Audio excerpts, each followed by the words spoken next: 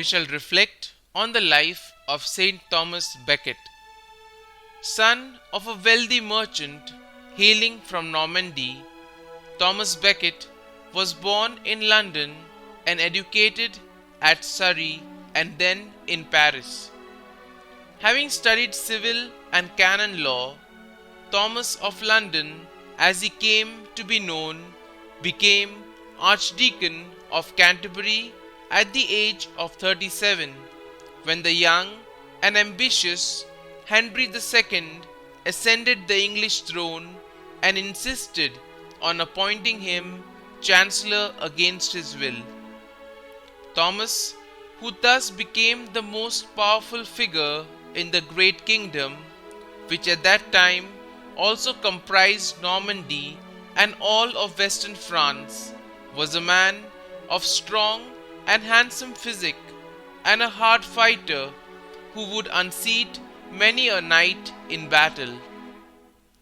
Theobald, the Archbishop of Canterbury, having died in 1161, Henry, after prolonged debate, nominated Thomas, again much against the latter's wishes and those of the monks of Canterbury. Thomas, genuinely devout and scrupulously moral, being on the most intimate terms with the monarch, warned the latter, "Thus, I know your plans for the church, and those you will put forth claims, which I, as Archbishop, must necessarily oppose."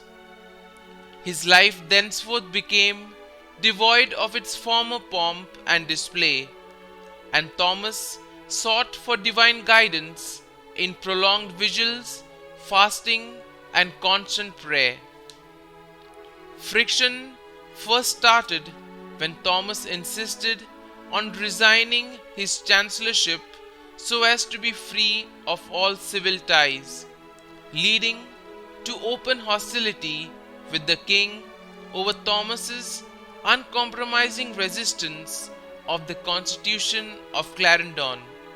These purported to be a record of accepted customs in church matters, but subtly included two revolutionary innovations which would have denied English ecclesiastical courts the right of appeal to Rome, and so would make English church law subject to the king's whims.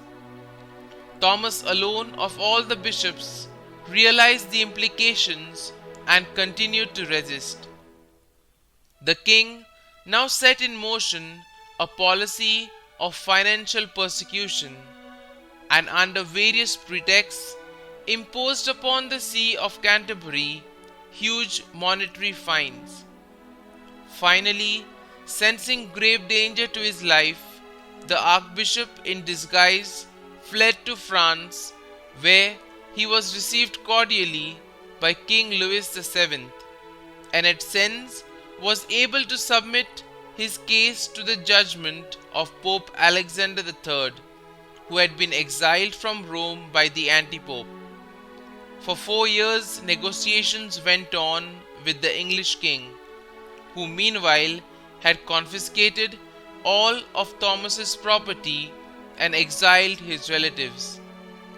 When reconciliation seemed at last to have been effected, Thomas returned to Canterbury in 1170, but within less than a month he knew his end to be imminent. On the 29th of December 1170, taking cognizance of the king's cry of anguish, 4 of His Majesty's knights slew the Archbishop with swords while at the altar in his own cathedral. The reaction to this atrocious deed was immediate and enormous. By popular acclaim, St. Thomas was immediately venerated as a martyr, and within 2 years was raised to the honors of the altar by Pope Alexander III.